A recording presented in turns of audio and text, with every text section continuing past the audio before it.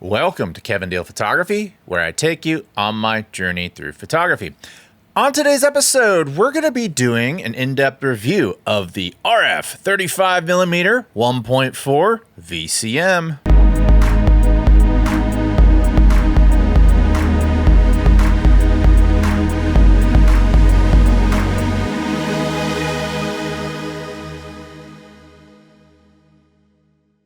I'm pleased to announce the release of my Capture One and Lightroom presets, Metamorphic Portraits, The Sound of Silver, and Rangefinder.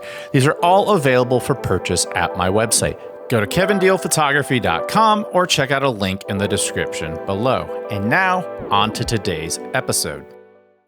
Welcome to today's episode. If you're not familiar with Kevin Deal Photography, we do gear reviews, tips, techniques, and tutorials, and sometimes we dive into film. If any of that sounds appealing to you, click the subscribe button below.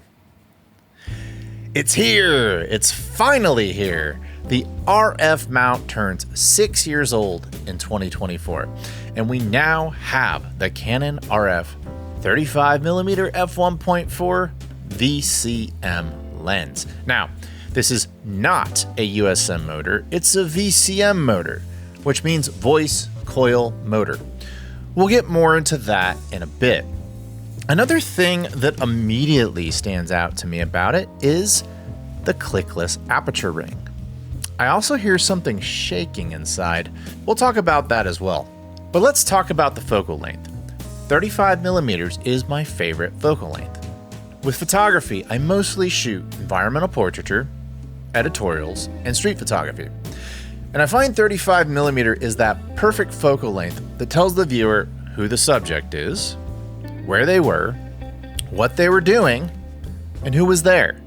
It's the ultimate storytelling focal length. Oftentimes, I walk up to something, decide I want to take a picture, and then I realize I'm too close. Because 35mm is slightly wider than a normal field of view, this focal length takes those few steps backward for me, which makes it a convenient companion when you travel. So for me, this is one of the most anticipated lenses for the RF mount because I intend to use it all the time. But there's much more to this lens than having it be a great companion for photography.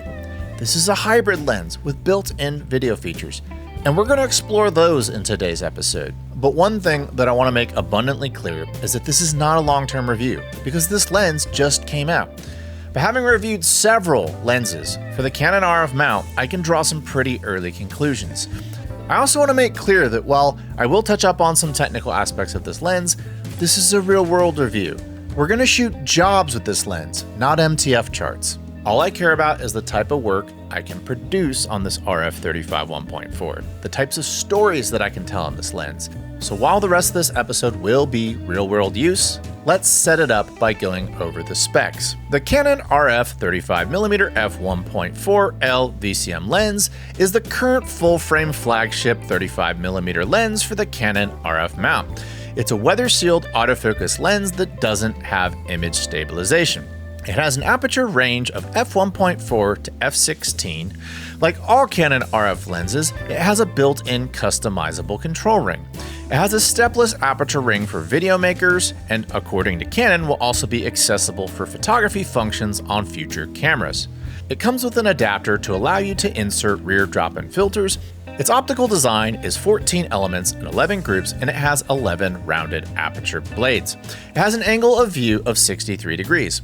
It has a minimum focusing distance of 11.2 inches or 28 centimeters. Its maximum magnification is 0.18. It has a common front filter thread size of 67 millimeters. The dimensions are 3 by 3.9 inches or 76 by 93 millimeters. It has a weight of 1.2 pounds or 555 grams, and it comes in at a street price of $1,499 US. So those technical specs look great on paper. Let's get this lens out of my YouTube studio and out into the field. All right, so I'm here in downtown Austin. I'm gonna do my very first test with the RF35 1.4.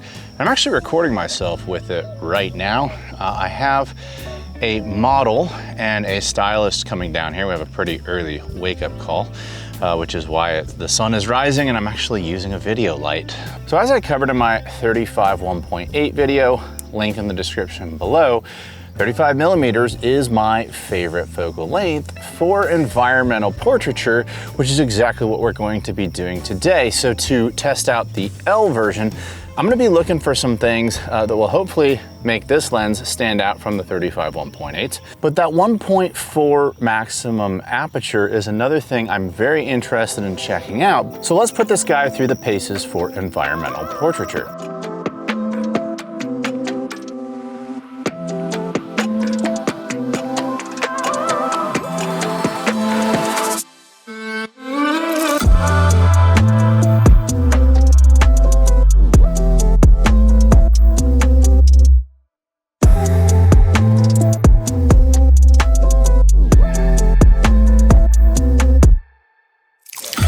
I worked with Michaela and my go-to stylist Claire to put together some looks and a shoot that would lend itself well to environmental portraiture.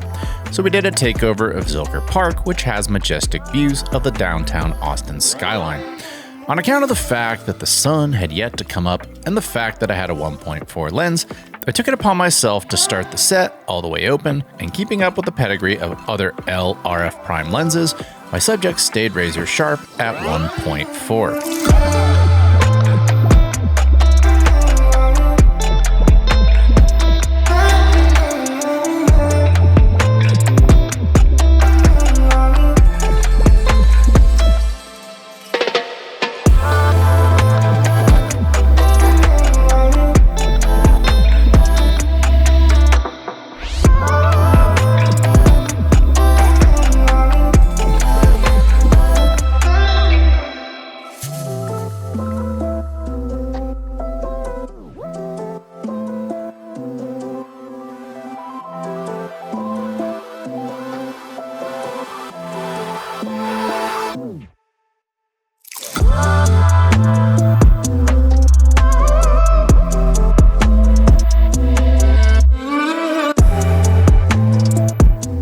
So with my comments about 35mm and its importance to my work, does this lens pass the test for environmental portrait photography?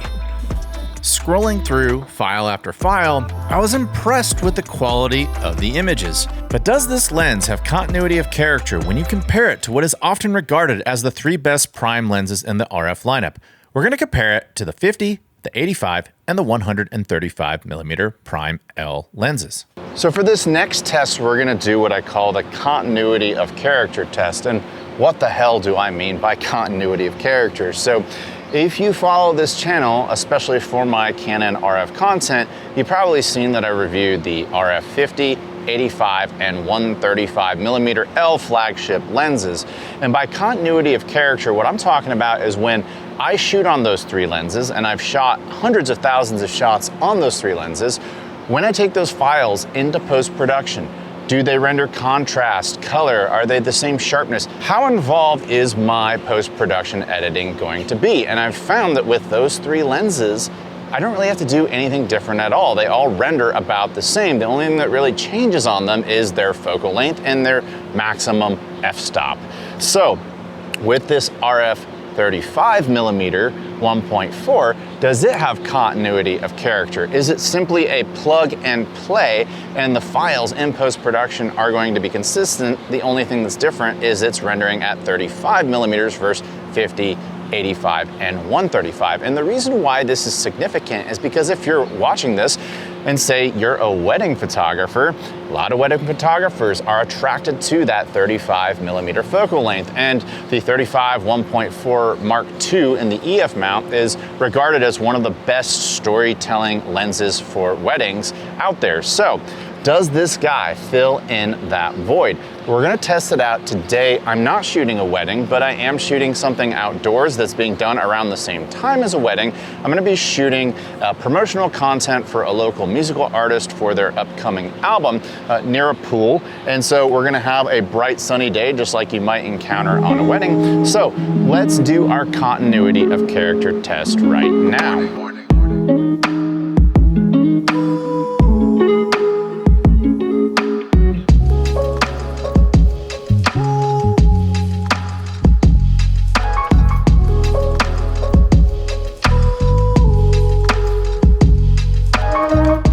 So testing out the 35mm 1.4 and comparing it to its 50, 85, and 135 siblings, did it have that commercial Canon look that you're used to getting out of those L lenses? Well, as you can see from these examples right here, I'd have to say it does. It absolutely looks like a 35mm version of these other three lenses. There's not a lot of character differences, the way they render contrast, the way they render colors, the sharpness. It's cut from the same cloth as its longer L siblings.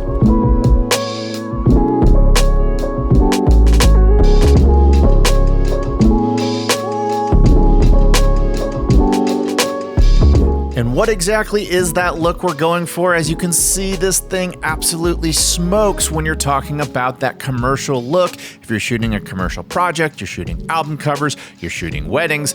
I have a feeling that Canon is going to sell a lot of these because it's at least $500 less than the 50mm and about $1,200 less than the 85mm 1.2. So shooting these real-world projects, I can conclude that the 35mm can be added to my arsenal and it's going to integrate right in with my other prime lenses.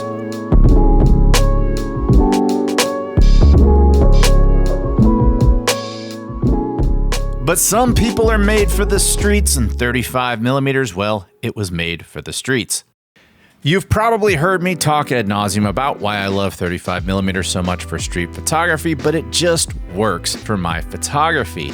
Now, it was in triple digits when I did this review, and I didn't have any cool vacations to Europe this time around, but South Congress and Austin will do. And as you can see, that 1.4 maximum aperture is a very good companion to have. I may very well leave my RF35mm 1.8 at home the next time I go on vacation because this lens is not a pain to take with me, unlike the 1.2 lenses.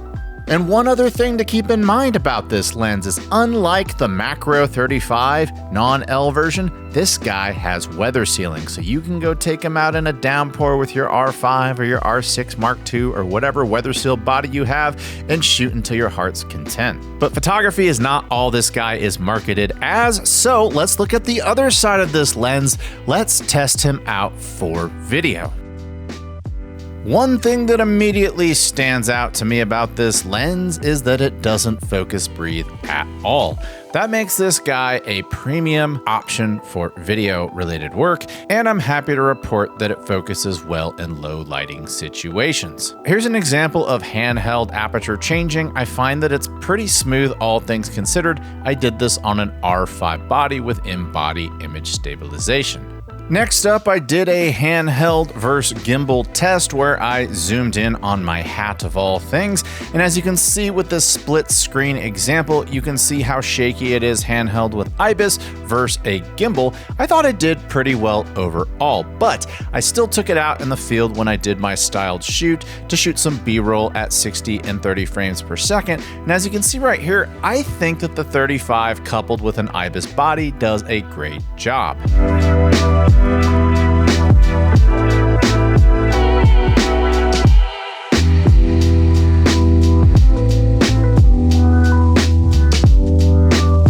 So now that we've seen all of these examples, let's go back to my studio and let's talk about what I liked and didn't like about the 35mm 1.4 VCM lens.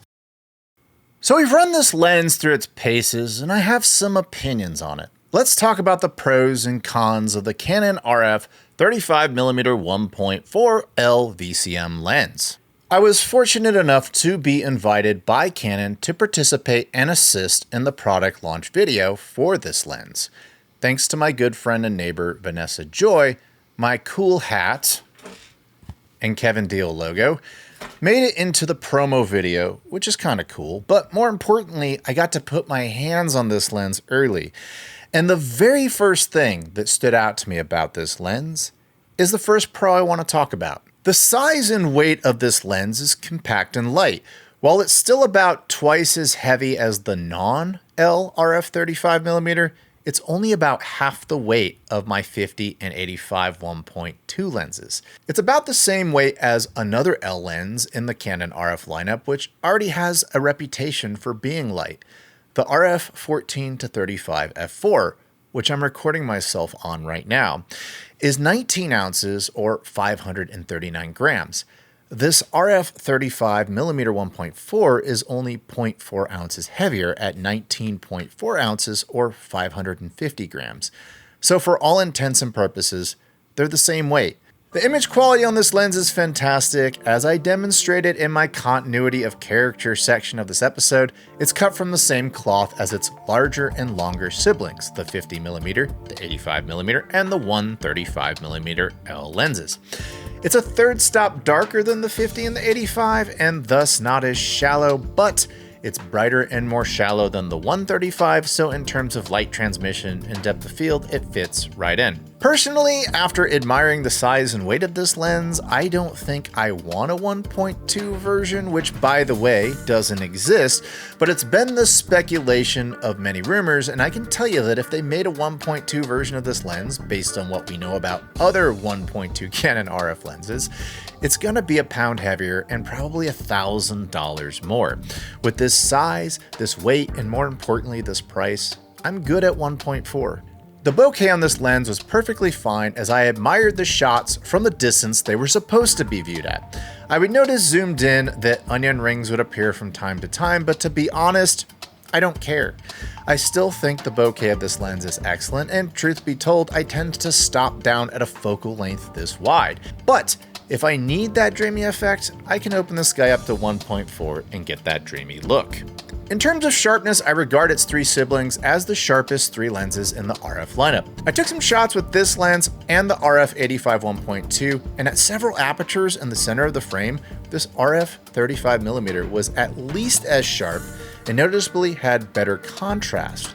There were some instances where I favored the corners a bit better on the 85, but the main question to me was always, does this lens hang with the other prime L lenses? My test revealed to me that I can answer with an emphatic yes. Let's talk about backlit performance. I haven't watched a ton of reviews about this lens, but for some reason I keep running across people who are concerned about the backlit performance of this lens. I can tell you, having used it for sunrise, sunset, and middle of the day shoots, that I haven't encountered any negative impact to my images. In fact, one of the Achilles heels of the non-L 35mm macro is that it was absolutely terrible in backlit situations in terms of focus hunting and image quality. While I can't say this RF35mm 1.4 is completely flawless in terms of chromatic aberrations and fringing, I can say that it's well controlled, and more importantly, I did not experience any focus hunting backlit and pretty much nailed every shot almost all the time.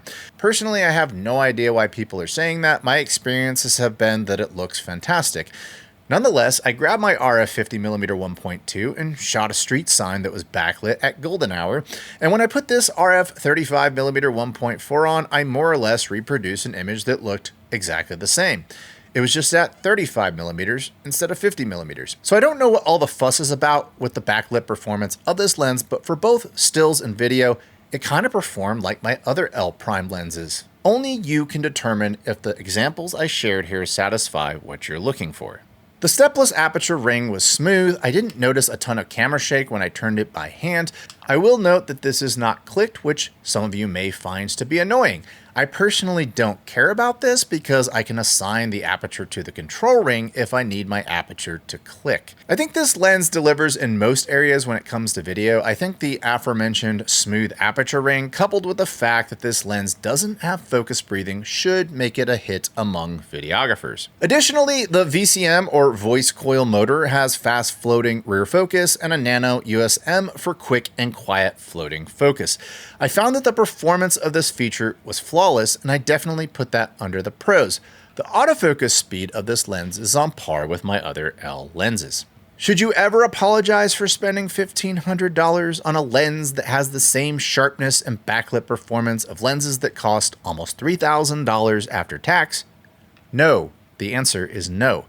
Keeping the context of this conversation to comparing it to its more expensive brothers, it's a no-brainer to say that this is an incredible value. So I'm going to put its $1,499 price tag under the pros. Canon absolutely hit a home run when they priced this lens, and for the first time in a long time, I let out a sigh of relief instead of my wallet letting out a huge groan, because I wasn't going to have to drop $3,000 on a new Canon lens. Let's keep that trend going, Canon. While this lens exceeded my expectations and has given us some cool surprises, it's not exempt from criticism, so let's talk about the cons of the RF35mm f1.4 L VCM. Remember when I said that there was this audible sound? It's pretty loud. Now, it's not rattling when the camera is on, but you can definitely hear it and feel it when you're walking around. It doesn't bother me too badly, and I'm not sure I would put it as a personal con, but it may very well be a con to some of you. My personal philosophy is that if it's supposed to make a noise and it doesn't mean that something is broken, that's fine by me, but it definitely does sound like something is broken in there, even if it isn't. The aperture ring, while smooth, is not clicked, and that may very well be a con to some of you.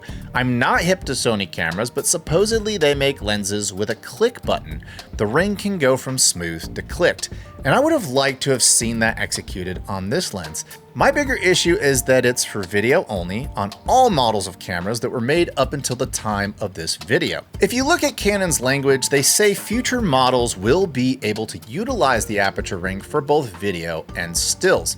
The fact that Canon won't release a firmware update for all R models going back to the original EOS R is a huge disappointment, because as this stands right now, if I'm shooting video with the aperture ring and then quickly need to switch to stills, the aperture ring doesn't do anything. So I recalibrate and start using my jog wheel instead to change the aperture. But then I switch back to video and I'm using my jog wheel and nothing happens. Why? Because now I have to go back to the aperture ring again. That's not a simple way to transition between stills and video. That's not intuitive, and with a simple firmware update, Canon could fix this across all their existing cameras. And why not allow me to use both the aperture ring and the jog wheel to change apertures on my R5 if that's what I want to do? One final note about the aperture ring is that if you just want to disable it, click that iris switch, it'll lock your aperture ring, and then you can just use the dial like you're used to. Now to perhaps my biggest complaint of all, the drop-in filter. Some of you may have opened your RF35mm and thought, what is this plastic thing? This is the rear drop-in filter, except something is missing, the filter. But surely you can go online and buy a filter for this. Not really.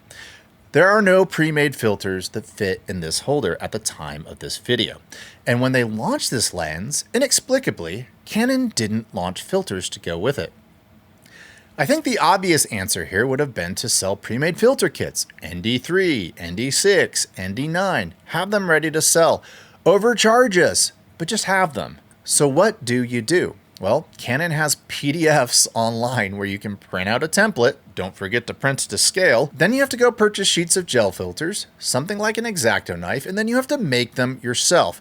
Yes, Canon decided to create a system that requires an arts and crafts project if you decide you want to have filters that reside in the rear of your RF35mm 1.4. And unlike their EF to RF drop-in filters, there's no thumb control to variably control parameters like neutral density filters or CPLs, which to me means this feature is prohibitive, time-consuming, and more or less a waste of time.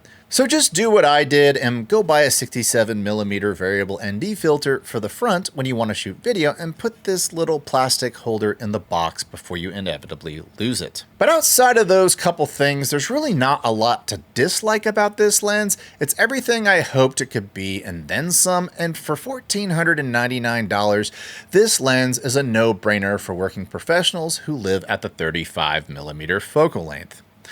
That does it for today's episode. I want to thank each and every one of you for watching today. Have you purchased the RF35mm 1.4 L VCM? Tell me about it in the comments below. Are you going to skip this guy, keep your 28-70 f2? Are you going to keep the older version? Tell me about that in the comments below. And if you like this channel, I humbly ask you to click the subscribe button below, and if you like the presets I used throughout this episode, they are available for purchase on my website. I'll leave a link in the description below. And until next time, I'll talk to you soon. Bye.